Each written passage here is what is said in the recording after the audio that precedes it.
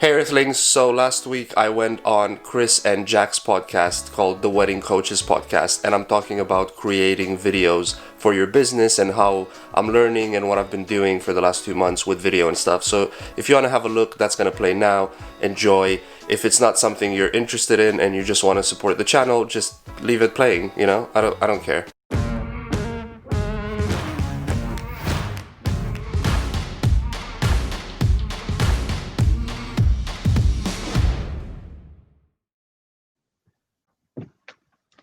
Hello and welcome to the Wedding Business Coaches Podcast. My name is Chris Piercy, joined as always by Jack Brister. Don't mess up the intro, Jack. Hello, Chris. That'll do. And we are joined by a special guest, Sylar. Do you want to introduce yourself? Hello, I'm from space. I come here in peace.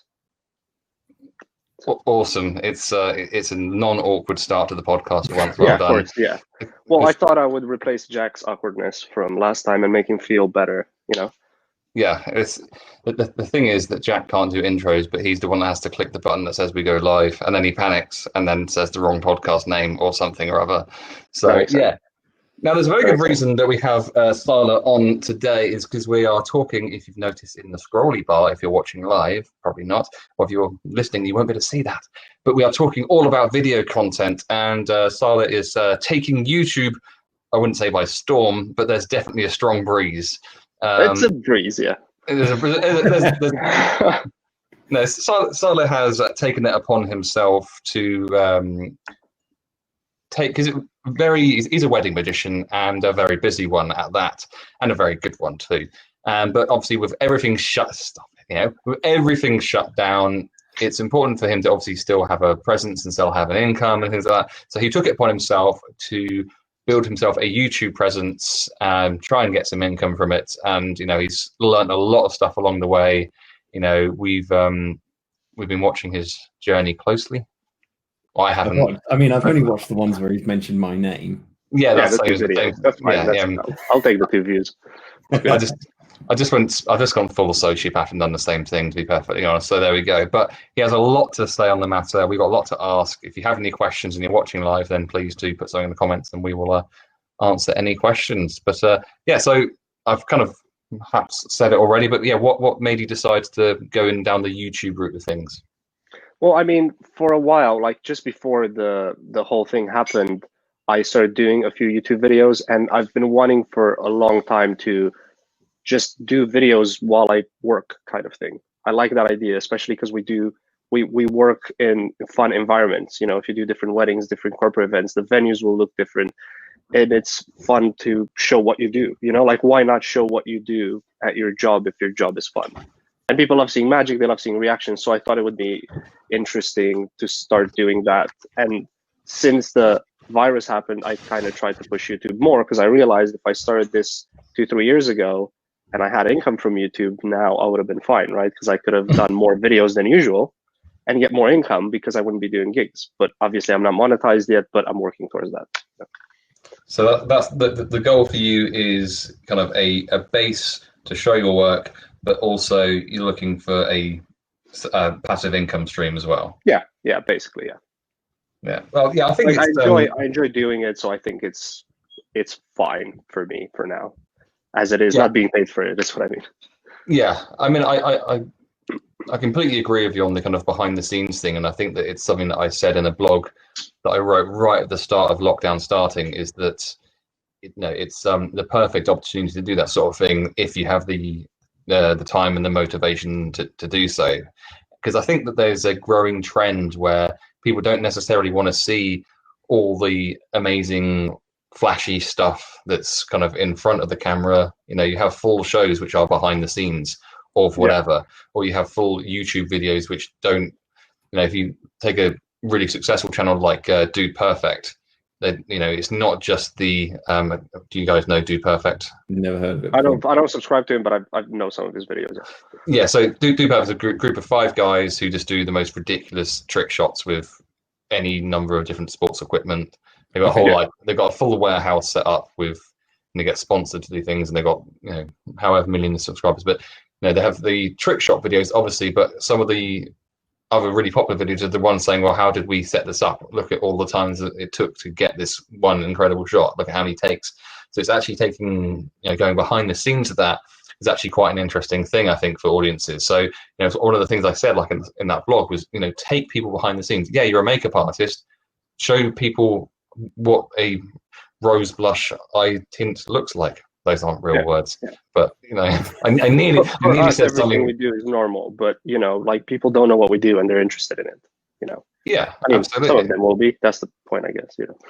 Yeah, I guess how often are we at just out and about and at networking events and that kind of thing? People ask what you do, and you say you're a magician, and all other conversations stop in an instant, and everyone wants to know what you do, how it works, all of that kind of stuff. So I guess it's a chance to kind of answer that question to people who actually want to find out about it. I guess that's to me, it's been beneficial even before the pandemic happened, because I initially wanted to do a weekly vlog style video where every video is filmed at a wedding or at an event that I do. And one of them is what I do at weddings, and I kind of structured that to show you, if you're getting married, what you would get from my full wedding package. So I've managed to send that video to a lot of couples, and then they booked me after they saw that, because they didn't see any magic in the video, but they don't care about that because they've probably seen me perform or they've seen me at a wedding fair. But now they see how their guests will react, how I'll take care of them, how I'll introduce their speech, and whatever else I provide in the day. So that was very helpful after I did it, because I didn't do it with that purpose. I just did it because it was one of the videos. And then I thought, oh, that's a good piece of content that I have now that I can just share with brides. So. Yeah, and I think what's interesting point you make there is often something that you create in terms of content, you don't quite realize how important it can be to you in terms of exactly how it can be repurposed further down the line. I mean, often something that you've done, a blog you've written a couple of years ago, actually with a small tweak, that's actually really relevant to X, Y, or Z that's going on now, for example. 100%. Yeah, so in terms of the platform, obviously you've gone for YouTube. Do you think there's a difference between how you have to put stuff out on YouTube compared to Facebook? I mean, when it comes to video, I think YouTube is the most consistent and real one, right? I mean, YouTube will count the actual views. Facebook, people just scroll through videos and views are counted, and you don't really know how well your video is doing. And it's the same with Instagram. It's the same where it's just autoplay. So I feel with YouTube, it's when you have 1,000 subscribers, it's different than when you have 1,000 likes on your Facebook page. I feel like majorly different. So I went for that platform because I thought it's the most secure at this point. I could have 10 million followers on TikTok, but then if that crashes, you lose all of those followers and you won't get them back unless you really did really well. Like Vine happened. So a lot of people that were doing Vines had to go to other platforms because Vine wasn't very reliable as a social media thing. I guess you kind of mean it's specifically in terms of video that YouTube is as far as we can tell, it's never going to go anywhere because it's owned by Google. So why would Google aren't going to kill it, are they? It's the second biggest or third biggest search engine in the world now, isn't it? Something stupid like that. I think it's second because Google's first and then YouTube second, because Google will send you to YouTube, won't they? Yeah, Google something, bam, here's 10 YouTube videos about it. So it's all working in succession. Yeah, so you thought you kind of utilize that. I guess the only thing I would argue against doing it on YouTube and perhaps doing it on Instagram or on Facebook would be is it's going to come across people more naturally if it's on Facebook, because people actively have to go on to YouTube. Certainly people who are at the age of booking entertainment and weddings and that kind of thing, they're not the people that scroll through Facebook, scroll through YouTube. They scroll through their Instagram, they scroll through their Facebook. So but that's the thing. If you have the thing, see, for me, I feel if they're on Google and they're Googling wedding magician, right, and they get websites but also a video, they'll probably click on the video to watch it, and that will be a YouTube video. So then, that's they're scrolling through Facebook, but if they're searching on YouTube or Google. Great. Right, I know if I need, I have a whatever problem, I need to fix a chair, I'm gonna go on YouTube. I'm not gonna go on Facebook. Certainly not, right? So Google, I feel that's my main reason for business and everything else. I feel it's just more reliable. I feel if I have a YouTube video 5 years down the line, I can still use it. But on Facebook, I don't know how reliable that is, and it's hard to go back and find that video. It's just Facebook especially wants to be everything at once, so it's very hard to niche on that, you know. Yeah, I think one of the problems that people may encounter, and I'll ask you in a minute what the problems you've encountered have been. But one of the major problems is being able to promote YouTube content, because as soon as you put a YouTube link in something on Facebook, the amount of people that Facebook wants to show it to just plummets like a ridiculous amount. People doesn't show it to anywhere near as many people. And that can be really, really frustrating. It's like, oh well, should I put the video on Facebook as well, or should I just leave it on YouTube? And how is it best to do it? Well, I mean, I feel with YouTube, it's like, yes, I advertise my stuff on Facebook and other social medias, but I don't feel that's what you should do with YouTube. So with YouTube, you make stuff for people that will look for it rather than make something and then advertise it. This is not my opinion. This is just coming from watching loads of YouTube videos about how to YouTube, basically, and people are like, sure, advertise your stuff. But if you go on Facebook and you're making a video about how to do Zoom shows, how many of my friends on Facebook are interested in that? None of them. So I'll put it on YouTube, and then whoever is looking for it, they find it there. Does that make sense at all? Yeah, that makes sense. Chris has been heavily distracted. I have a feeling that the tea that he's been given has got gin in it or something, because he looks very happy. I'm just happy to have any tea. Tea just makes you happy. Tea just makes me happy. If it doesn't make you happy, then what the hell? Well, there's definitely something wrong with you, isn't there? I think that makes sense because you're utilizing that platform not just for brides and grooms. Then you're using it for other things as well that people might find useful. Is that? And I don't. Yeah, I don't want to try. Yeah, no. I mean, I thought like my sort of like aim with the channel is to have to be something between my spectators that are just interested in seeing magic, right? The type of spectators in the middle that love magic but also might know a trick or two and are just interested in behind the scenes stuff, and all the way up to magicians that would also like to have this information that I would have liked to have, say, 10 years ago, right? Because about 10 years ago, I moved to England and I was like, I'm going to be a full-time magician, right? I did it in about 4 years with, I just came over with 500 pounds and no information, no contacts, nothing. So I would have loved to have this type of information. So that's what I would want to put out to help magicians kind of get there faster if they want to, Two very quick points. First of all, do you mean landed in England? Because of course you are an alien. So well, no, because my spaceship landed in Transylvania initially, and then I moved to. Sorry, I haven't watched your well, whose fault is that? Video. I did watch the origin story, so I could have told you that. So sorry. Yeah, exactly. I feel bad now. Secondly, do you not feel like that is potentially diluting your target audience too much if you're trying to target too many people? I was going to say that.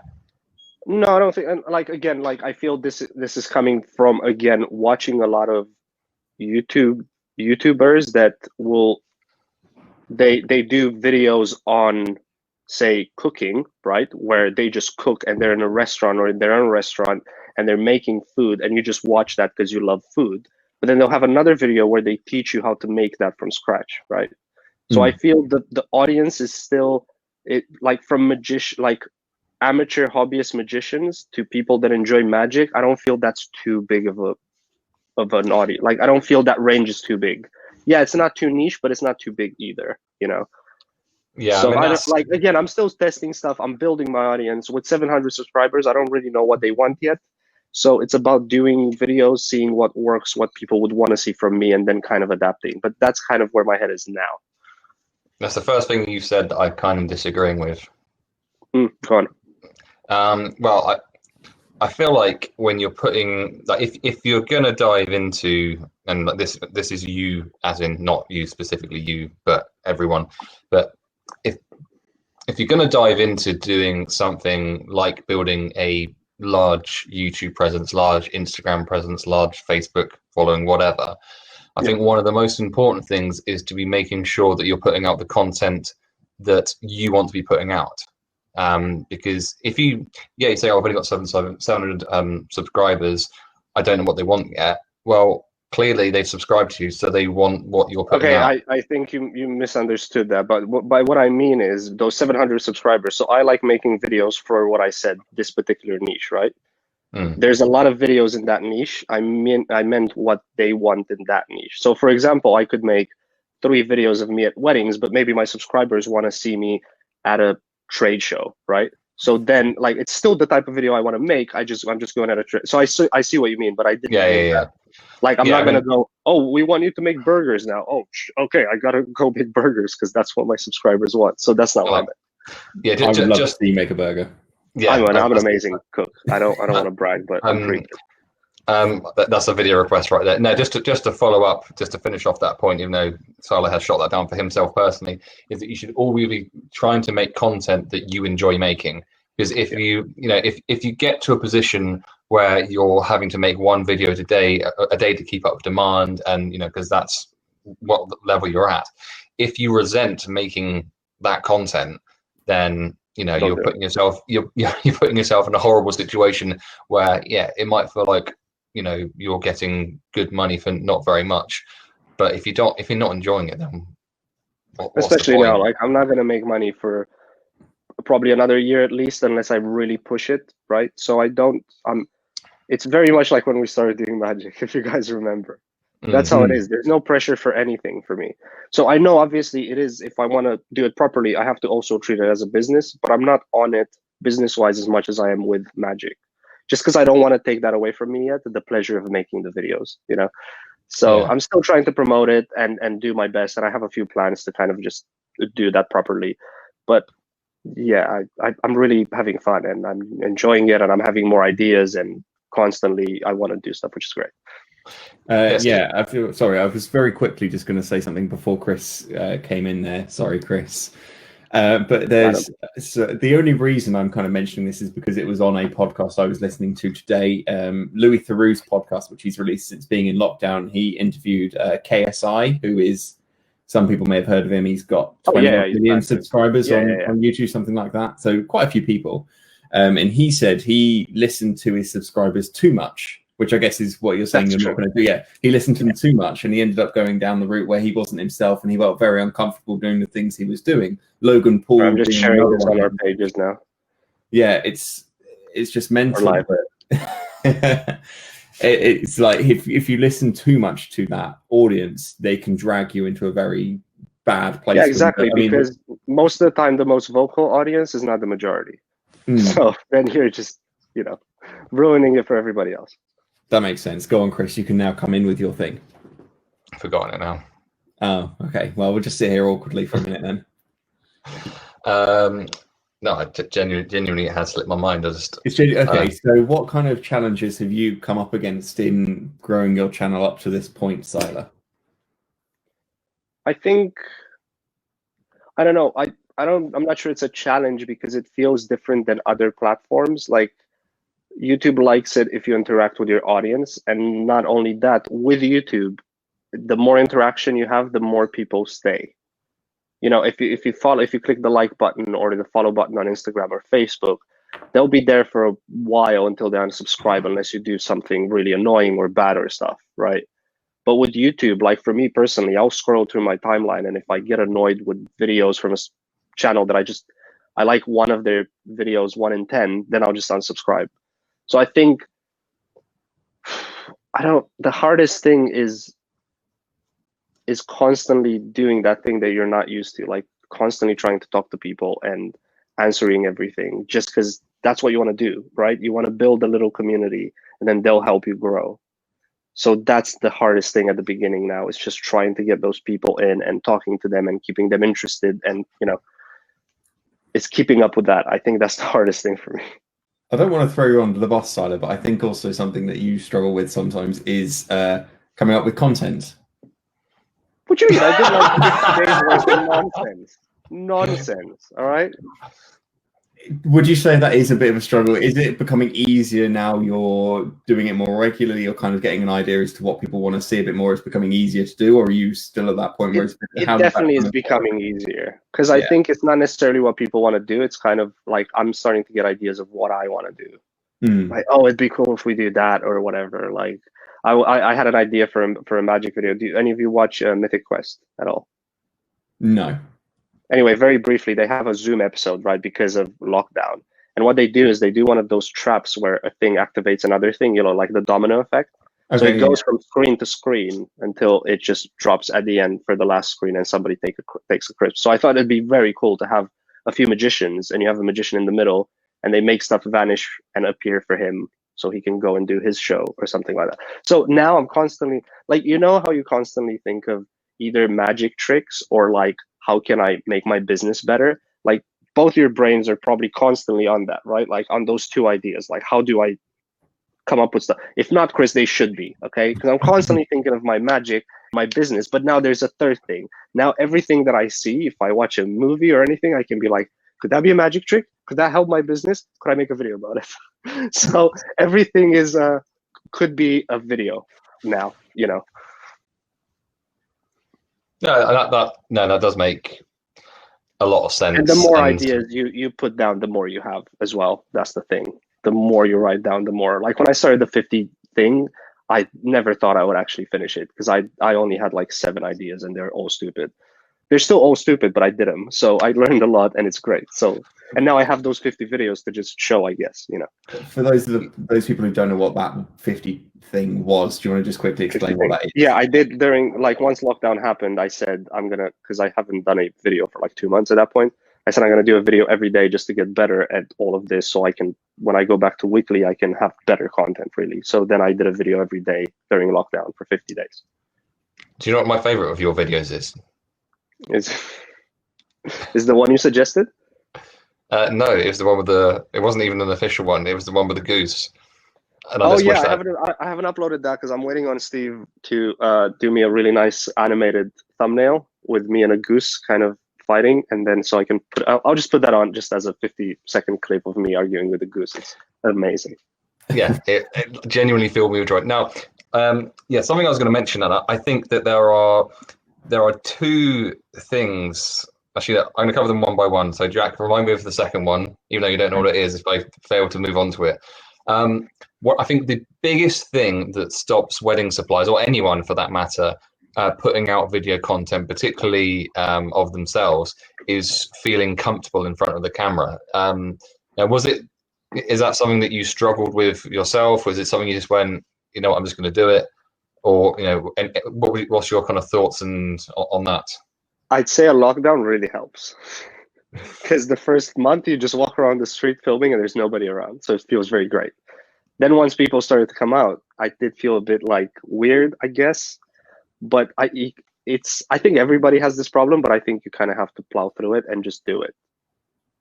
Yeah. Because I mean, not having a video is still better than not having a video. And if you make 50 videos, eventually you'll become decent, like watchable at least, right? So. Yeah. I think the thing is, I had a tiny camera, so it was easier just walking around with this, right? It felt good and fine and whatever. But now I got an actual DSLR, so I'm kind of dreading filming a vlog outside with my big thing. I don't know, it's so weird. It's weird, but I'll still do it. I don't care because for me, like the video is still more important. Yeah, it's kind of like going, I have to go in front of like people and do magic tricks. Oh my god, like you still have to do it. You've been paid, do it. So. I guess absolutely. Yeah, I guess it's the same for anything, though, isn't it? Is that you look back at anyone who's now big on YouTube at their early videos, they all look terrible and crap and just generally really bad, and it's because they've now done hundreds, thousands of videos that they're now actually pretty good. And the same applies to anything that you do. If it's magic, if it's photography, the first photograph you take as a photographer is probably pants. But now you've done it hundreds of thousands of times, you're probably now to take a half decent photo. And the same thing applies to this: if you don't start, you kind of need to go back to that. When you first started in your business, you were a bit rubbish. Think about your first website. How bad was your first website? You know, now it's a lot better. Business card, first everything. It was terrible. Exactly. But if you don't get over that boundary and start doing it, then you're never going to get there. Chris, you had a second point you wanted to make. To put it out, so it doesn't matter. I mean, if you go back to the first times that I was doing the wedding business tips group by myself and was just talking to camera, doing lives, it wasn't completely awkward, but I was never really happy with it, but I just decided I'm going to pick up the camera and do it because it's getting the content out there, it's getting the message out there, it's getting you and your personal brand out there. So, you know, that's just to finish off like that. Yeah, the second point I was going to make is I think that some people are of the opinion that videos have to be long, you know, to be worthwhile. You know, I hate long videos. I dread them. Like, I hate making long videos because even though I love watching long videos, I have this idea that, you know, the shorter it is, the more people will watch it, maybe, you know? Yeah, and I think that is probably true. But yeah, I think that if you're thinking that you're going to have to talk on camera for 10 minutes, 20 minutes, half an hour, 40 minutes, then yeah, it's going to be incredibly daunting. But you know, a lot of your videos are 3, 4, 5, 6, 7, 10 minutes long, something like that. Yeah, and I think that the most important thing with content is that you deliver on whatever it is. So you know, for instance, your video will say, "Oh, this thing will confuse you," and then you know, providing that video, which I think was today about 6.5 minutes long, you know, providing that delivers on whatever it is that you said about it being confusing, then it's fine. Yeah. You know, I mean, it could have been a 45-second video. It could have been a 45-minute lecture about quantum physics, which would definitely confuse people. You know, as long as it delivers upon it, it doesn't matter. So you know whatever your stumbling blocks are, whatever your obstacles you're putting in front of yourself, you need to go knock those down. So video length is another one. Being uncomfortable on camera. Because basically, the whole idea of me kind of coming up with this idea about video content is because I would love to see listeners of the podcast, members of the group, starting to put out more video content, because I think it's probably the most important medium for the next God knows how many years. Yeah, everybody has a phone. It's very easy. Yeah. So, and I know a lot of magicians that will get guests at the wedding or event to just film them and then just send them like the video via WhatsApp, like on the spot. And by the end of the event, they have 10 videos that they can just use, you know? Like, it doesn't, like, you don't have to have massive whatever cameras investment. You have a phone. If not, other people have a better phone. If you don't have a good phone, other people at the party will have a good phone with a good camera. Get them to film your magic, or, you know, if you're doing the makeup, get them to film and take photos during that whole thing. You just get them off them, and then you're fine. You'll just have constant content to put out, you know?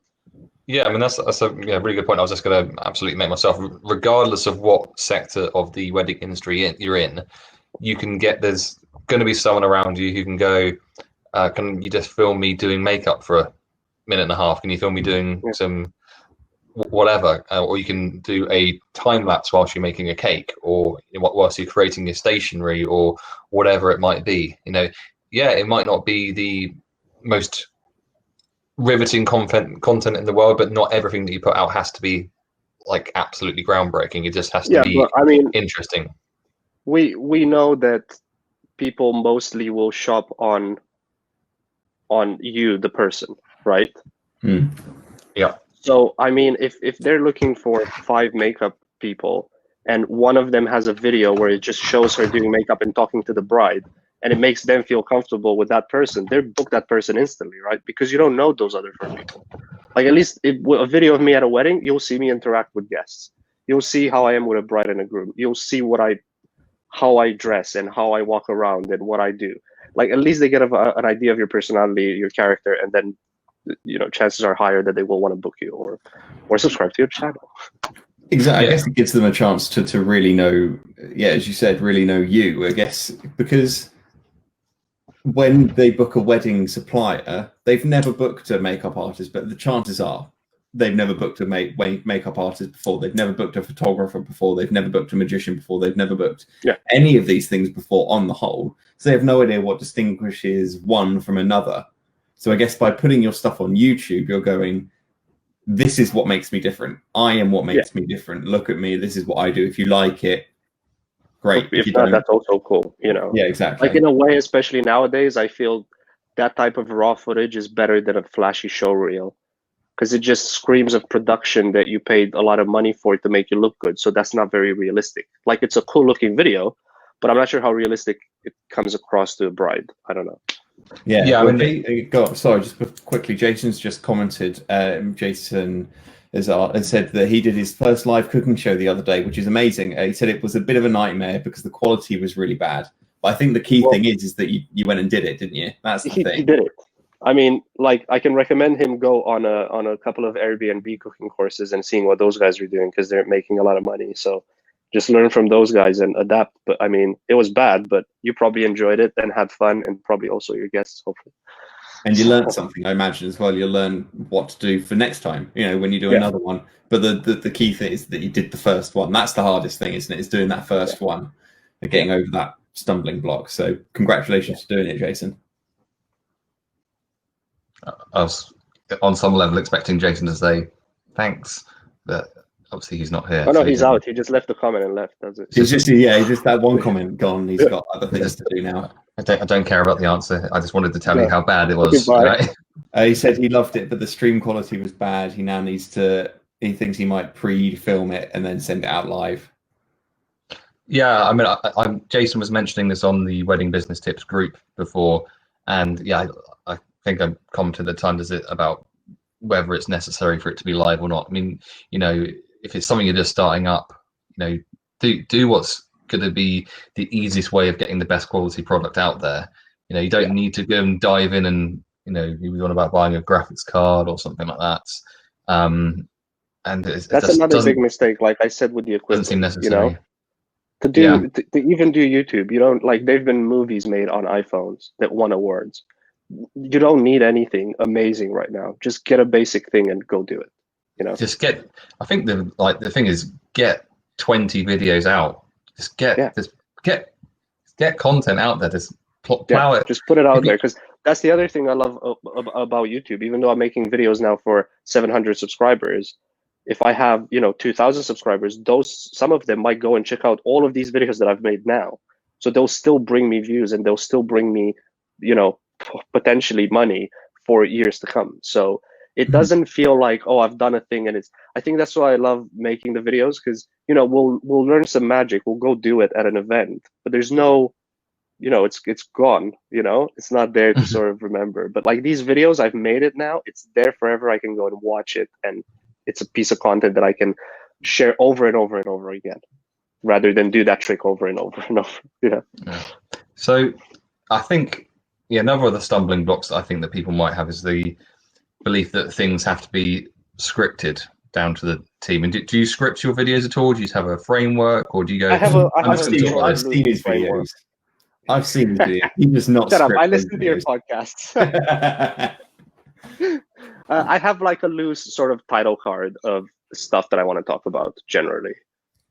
So, because I already know kind of what I want to talk about, so just writing the ideas down makes me not go overboard and blab on a certain subject for 5 minutes.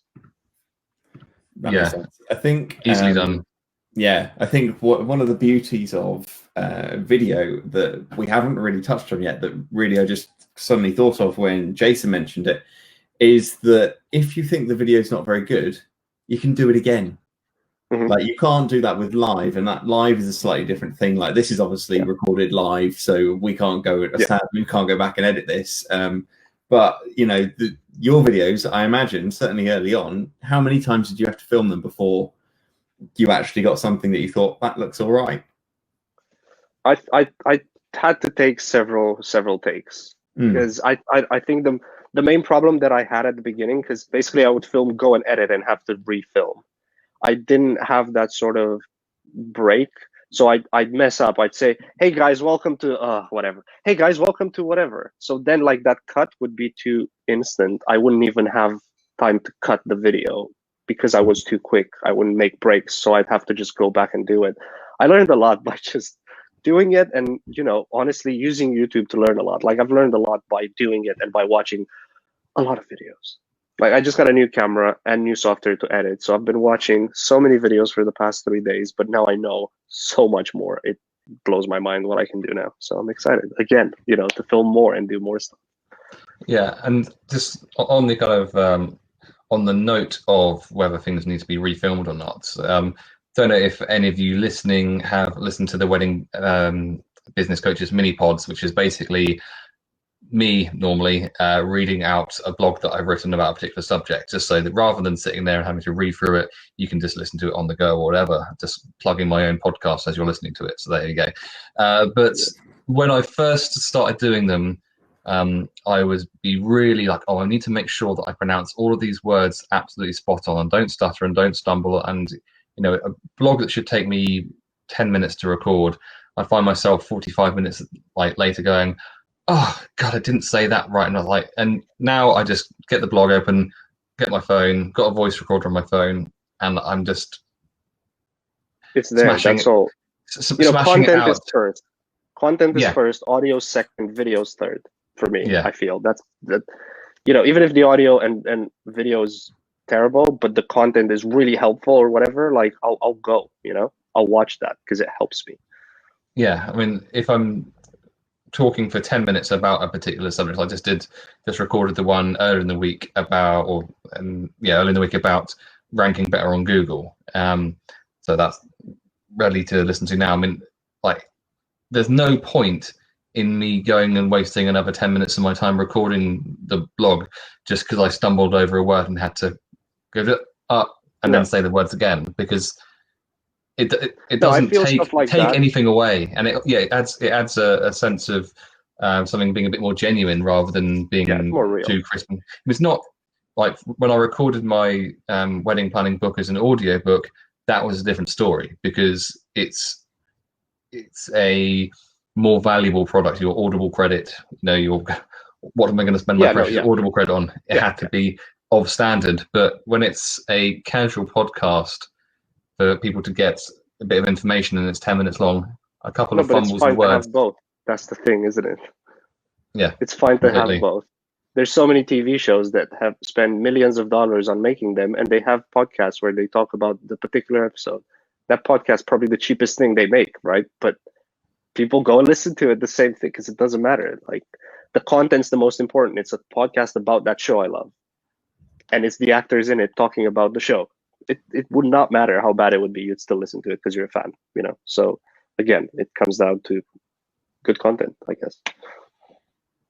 Yeah, that makes sense. I think, so I had a question I was going to ask you about when you started. Obviously, Chris just mentioned there, when he records his mini pods, he does it literally with his phone like this and just talks into it for 5-10 minutes, however long it is. What do you need to start making YouTube content or video content then? Because obviously it's easy to go, well, I feel like I'm ready to go, but I haven't got any of the equipment. I imagine that's bollocks. I mean, I feel the one thing I would say, because most people probably don't have it, is because, as I said, audio is more important than video, right? So we all have a phone, but the mic is not, like, it's great, but it's not fantastic. So just go and buy a cheap lapel mic off Amazon, and it will, enhance your audio a million more times. And that's it. Just use your phone. Like, I started with an iPhone 8. It's quite old now, but the camera is still fine. You can still do like a 6 or a 7. It's still a decent camera, So if that's all, if you don't have any budget and you don't want to spend money on it because maybe it doesn't make you money, you just want to do it for fun, your phone that you have already, get a good mic. I mean, if you don't want to have like the wire with you and stuff, I did have a little microphone that I can probably put in the comments that I use for my Osmo Pocket, and it's a tiny little microphone. It's like 30 pounds. So then you can put that into your phone right here, and then just vlog, film videos, whatever. You get really good audio, and that's it. So then you don't have to have stuff dangle about or whatever. But like, that's it. That's all you need, really. You don't need like lights. You can go and find good lighting outside. Just film in the day or whatever. You don't need a lot of stuff. And again, go on YouTube and research it. There's so many actually good videos. Obviously, they're all free. Just watch stuff and see what works for you. Yeah, and I think that the stuff that you may think you need, you'd only need if you were to become a success. And even then, you might not necessarily even need it. I was like, oh, baby, I need a proper camera, and I need a proper whatever. And I wouldn't have started if I would have waited for that. And I probably wouldn't have bought these things, because now I bought them because I'm making videos and I want them to be better. Like, we know a lot of magicians probably that just, they don't have those right suits or the right tricks or the right budget for the right theater in order to do the show. Like, it's all You know, people do magic in the street and they're amazing. You don't need anything. Just go and do your art, you know. You should be a motivational speaker. Just go and do it. Dude, I'd be so good, but I'd be so corrupt because I couldn't be like, it'd be too easy, you know. I don't like it. Brilliant, brilliant. That's a quote. That's a quote for Sylar there. Yeah. I'd be I'm brilliant scared at of it. my but- own amazingness, basically. That's another quote. That's another one. Write it down, both of them. So the way I interpret what you just said is I'm slightly scared I might accidentally start a cult. Yes, correct. It's, Correct. I wouldn't know what to it's- do with that, you know. It's like, I have a cult. I don't know what I want them to do. Oh my god. Yeah. Mow my lawn, or you know, who knows. So what are the pitfalls that you think people can easily fall into with if someone's going to start up? What are the pitfalls that you think people might fall into? You perhaps fell into yourself, or or how to avoid them, or do people have to just learn from their own mistakes? Do you think? I don't not necessarily learn from their own mistakes, because obviously, as I said, there's a lot of free information out there. But there are two. Again, I might compare it to magic just because it's easier for us to understand and it's easier for me to explain. But with making videos, for example, it's the same like with being a magician, because you have the learning the magic, which is awesome, right? But also you got to learn how to, stage lighting, how to talk to people, how to perform, how to dress properly. Like outside of the learning the magic, you need to learn 20 other things. And I think people would be excited to like make videos, but you got to learn how to film it properly, right? How to position the camera, how to be in shot, how to get good audio, how to then you have to go and look up like 5 editing softwares and see which one works for you and watch some videos about that and go through that. So I think there is a bit of a, oh my God, there's so much information. But if you love doing it, I think the thing that got me through it is that it was all free for me out there. Just the fact that I'm like, oh, I can go out there and make amazing videos with free information. I don't have to pay for courses or anything. And I don't know, like that excited me so much that I could learn to just make good videos. I think it's because like the movie industry in general is so massive.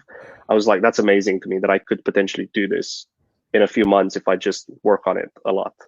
I guess the more frustrating bit would be the not getting it right, as in you not being happy with it and just hovering above the upload button. Just upload it and keep going. Yes, you have to make videos that you like as well, but sometimes you have to put videos out that you don't like watching, but they're good videos. Go on, Chris.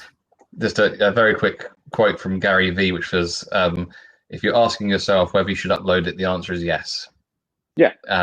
Exactly. Unless it's something obviously sinister, in which case, don't. Yeah. But It's hard to sort of gauge something that I'd say, oh, watch out for that or whatever. It's all hard. I think that's the thing. What you have to realize, it's going to be hard.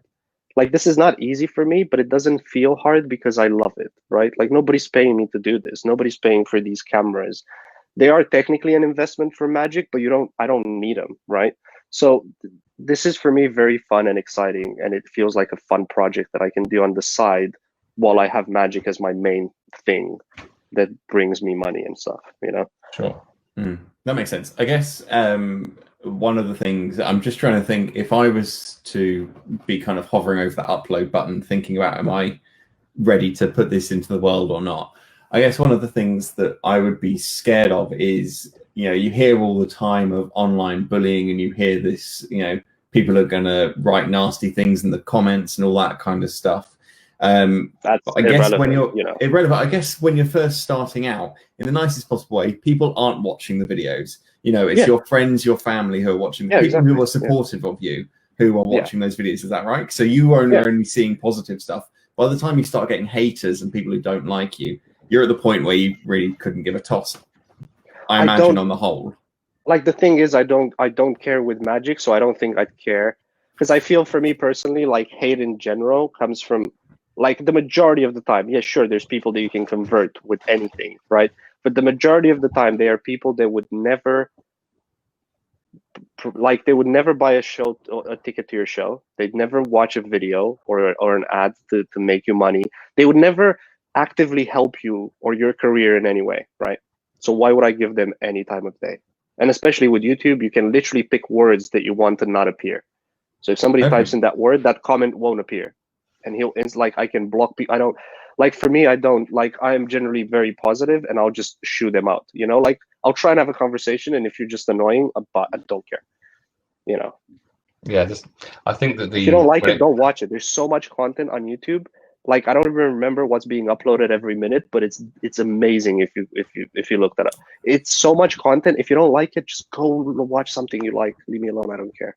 I'm putting out content for me and people that like to watch it. That's what I find really strange about people online who just like trolls or whatever, just haters, is that you have got an let's say infinite, like you've got infinite library of all the information of anything you could possibly want to watch right at your fingertips, and rather than going to watch something else that you want to watch, you've deliberately are watching something that's making you annoyed, and then spending your time then telling the person how you're not happy about this, that, or the other, and fueling more anger rather than going, you know what, I didn't like that, I'm going to go and watch My Little Pony. Or whatever it is that makes you happy. I genuinely don't remember. Like I watch YouTube probably more than I watch anything else. Like I don't have cable, but I have like Netflix, Amazon, whatever. But I watch YouTube more than anything, and I've been watching it for years. And I don't think I've ever like disliked a video. Like actually press the dislike button. I don't like your channel, I'll unsubscribe. I'll leave. I'll go what? Because I'm on YouTube to watch what I want to watch. I'm not there to like see stuff that I hate, right? That's why I don't watch TV, because TV is like, oh, at 4 o'clock you got to watch this, and I don't want to watch that. So it makes no sense. Yeah, and to answer that question, there's over 500 hours of fresh video content uploaded every minute to YouTube. Every minute, 500 hours. Why are you hating on my video? Yeah, why are you wasting time looking at this? I think that's going to be my comeback from now on. I think I won't block them, and I'll just reply to that. There's 500 hours uploaded every minute. Why are you hating on my video? That's going to be my reply now. I think that's reasonable. Like that is, yeah. Yeah, absolutely. Why are you wasting time here when you could be watching? Why are you wasting both of our time? You know, it's the same. Like every now and again, you'll have somebody at a wedding that will be like, "Oh, I just don't like magic" or whatever, and it won't be one of those cases where they met a magician but now they like you or whatever. They're very like, "Oh, I don't like magicians. I'll just leave." You know, because I don't like, somebody paid me to use my time to entertain people. If I use my time to argue with you, we're wasting their money and both our times. There's no winning. Nobody wins anything. So I just move on. I don't care. Yeah, it's the right attitude to have towards it. I mean, I think that, you know, it's disappointing, you know, when you 100%, but yeah, but what's the point of aging of any of it? I think that the bottom line is that you should be really putting out content that you enjoy making. You know, we kind of touched on this earlier, and irrespective of how many views it gets, how many comments it gets, how many likes it gets, how many dislikes it gets, and any feedback you get on it, if you enjoyed making it, that's all that matters, really. So, you know, if you end up with 3 dislikes and only 1 like on it, it doesn't matter. Those 3 people, so what? Those 3 people, don't care. They probably were never going to book you anyway, and you probably didn't want to work for them. Yeah, exactly. And you're wasting time with people they'll never book you. Why don't you waste time with people they will? You know, just block it and move on. Do something better. Yeah, absolutely.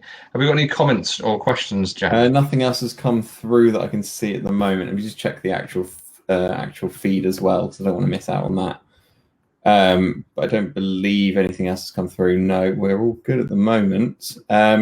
Should we do a little bit of a wrap up as we're sort of heading up towards the hour? Should I quickly chat about this little camera in case somebody does? Do you want to? Yeah. So what have you got? A little Osmo? Is it an Osmo thingy?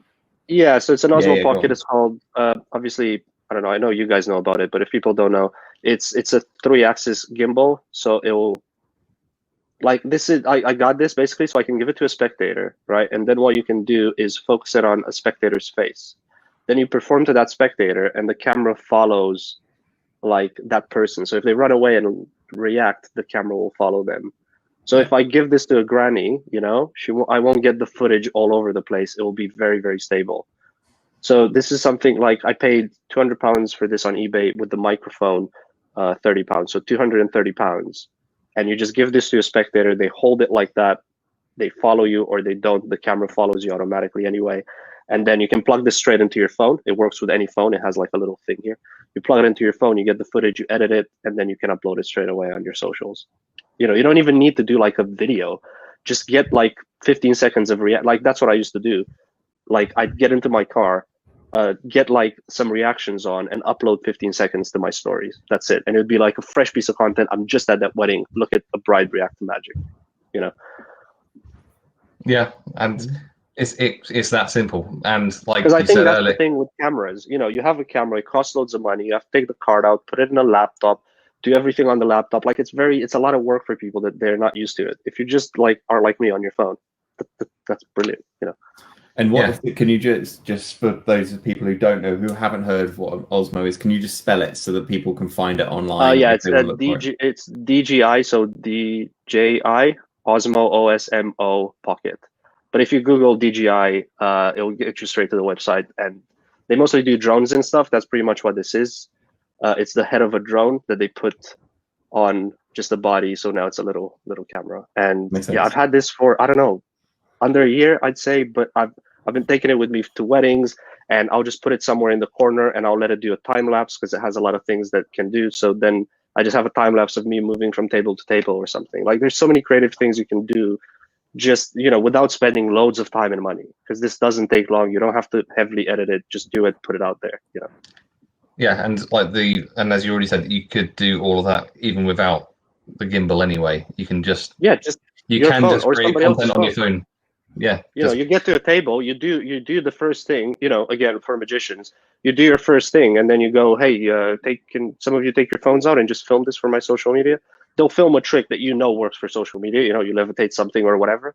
Then you get them to send you the footage. Done. You just have 3 videos now. Yeah, and it's great when it comes from somebody else because they filmed you. You know, it's awesome. It has that kind of raw and real quality to it that, you know, you can't replicate with any amount of money. You know, and people act differently when they film you with their phone rather than when they're holding a thing you gave them. Right? They're more relaxed. They're filming like they're filming with their friends. So they'll probably react to the camera, do other stuff that they wouldn't do if you just go hold this. You know, then they'll just be like that the whole time. Yeah. Or they won't react, and I have footage of crotches. So it happens sometimes.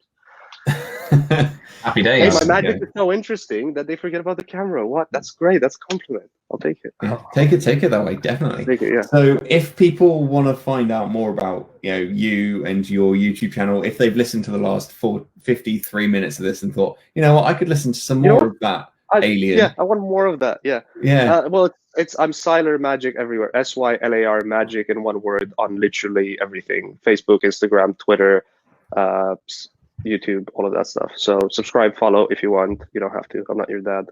Well, they are my dad, but you know, that's something else. Yeah, that's me. Please subscribe to my channel. I want to get to 1,000 subscribers so then I can get monetized, I guess, and make money from doing dumb videos. That's gonna be fun. Can I just make one final point before we wrap this up? Yeah, of course. I mean, it's your thing. Do whatever. I was asking. It was a rhetorical question, really. Oh, yeah. He was going to do it anyway. I was going to do it anyway, to be honest. Well, there's one thing that I'm seeing a lot of, and I think that this has kind of repercussions across lots of different things, but I'm seeing a lot with magician friends of mine of the constantly saying, hey, I'm this close to however many subscribers, help me get up to a certain number, and I know how guilty you are of that, and you look very sheepish now. Well, no, I mean, see, my smile is I find a lot of those people just do those posts, but they don't provide any new content ever. And I don't know why they do it. Like, I mean, at least I'm providing new content every week. And if you are a new subscriber, you have literally over 50 videos that you can browse through. So, and you know, if you push people to do stuff, they'll do it. Like every time I do a post like that, I instantly notice the rise in subscribers between 5 and 10-ish every time. Because there's always somebody that either missed the post or just didn't subscribe at that point because they forgot or whatever. So it's always good to sort of remind people, I guess, you know. Yeah. So that was going to be, well, that was half of my point, that, you know, if you're going to ask people to subscribe, make sure there's a reason for them to be. There's stuff for them to watch. But with regards to generally getting people to follow you on YouTube, Instagram, Facebook, whatever, if you're asking someone for essentially what is their time or their click or whatever it might be, then something to incentivize that makes such a difference. So I mean, you've said that you need to get to a certain number so you can do live shows on there on YouTube or whatever. For me, for 1,000, I have like several. So there's a mind reader called Ashley Green. He's YouTubing as well. And to kind of make each other try and do more of this, we're kind of racing to 1,000 subscribers. And the loser has to make a video and put it on their own channel declaring the winner the best magician / genius, right? So now I don't want to do that video. So it gives me an extra incentive to rush to those subscribers. I'm also going to reveal my alien face because this is my human face. People don't know how I look like. That's exciting. And I'm going to do a trick with a top hat because I historically hate top hats. So hopefully people are interested in one of those things and will help me with anything, you know? Yeah, and that's the thing, that you have yourself created these incentives. It's not just, I need a number to be one higher, please click this. It's like literally there's no reason. Yeah. So yeah, if you're in this position where you want to grow any kind of following, you need to give people a reason to do that, whether that be when I give away a certain number, whether that be doing you did a TikTok dance at 500 subscribers, and you know, it just, if you don't know Sylar, he doesn't look like a dancer. Sure. Is that fair to say? It's very fair to say. Yeah. Very fair to say. So yeah, make sure it's don't just put get my numbers higher.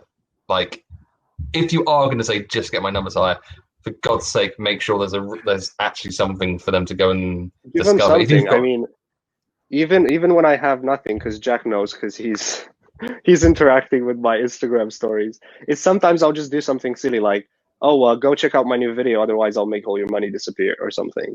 And I know that's not a real intent, I do it. But at least it's something, you know. See, Jack does it, but at least it's something. Even though it's funny, you give them something rather than just going, hey, subscribe. You know, it's like I was listening to one of your podcasts earlier, and you were talking about getting gigs and stuff. And what you don't want to do is go, hey, book me. It's literally the same thing. It's like, hey, give me your free time. Why? Because I want to make money. Okay, cool. We all do. Who cares? You know. So yeah. You both made that very good point in one of your earlier podcasts. Oh, that was definitely me. It definitely wasn't. I'll tell you which one. You definitely didn't say, hey, book me. That's definitely something that I would say. So that's definitely something you would say. Yeah, okay, fair enough. But yeah, I think that's a great point. So, okay. Season 2, episode 16, that's it. Season 2, episodes. Look at that. See, you were really paying attention. I can't remember what I did yesterday. Wow. I also listen to a lot of podcasts, and I love how podcasters don't remember the last episode. I don't understand how you guys do it. But to be fair, I don't remember my last video, so it's the same thing. Yeah. Yeah. Perfect. All right. Well, Sylar, obviously people want to find out more about you. They can head over to Sylar Magic on pretty much everything to find whatever. You there. If you want to ask anything, you know, obviously, because this is live now, but if they watch video after, feel free to tag me in the comments. If you have any questions, happy to remind you, whatever. Yeah, so thanks for joining us. Much appreciated, Sylar. Thanks for having me. It's really fun. And I also haven't seen you both in ages. So this has been great. Yeah, maybe we can do it again sometime. And just for anyone listening, we have a brand new free resource, which has been released this week. It is an inquiry tracker. Yeah, it's an inquiry tracker. So you can go on and if you are getting any inquiries, or when you will be in the future, you can put in all of your lovely, delicious data. It will tell you your return on investment. It will tell you how much it's costing you for all your advertising things. It will tell you your conversion rates and all sorts of different things, so you can better track where your inquiry is coming from, where you should be spending money on advertising in the future, and lots of lovely stuff as well. You head to weddingbizcoaches.co.uk. You can go to the free resources section. You can download just that one. We have a bundle of now 9 different things, all completely free, which will all hopefully help you with the running of your wedding business. That's about all, really. Anything else from anyone else, or should we just say let's say goodbye? Goodbye. Bye. Okay, so hopefully you enjoyed some of that. Hopefully you got some interesting information out of it. I put the podcast in the description so you can have a look at more of the work that the guys have put out if you want to. And if you enjoyed the video, please give it a like, subscribe, leave a comment if you have any questions, and I'll probably address them within the next couple of videos. Okay, awesome. Have an awesome weekend. See you later, Earthlings. Bye bye.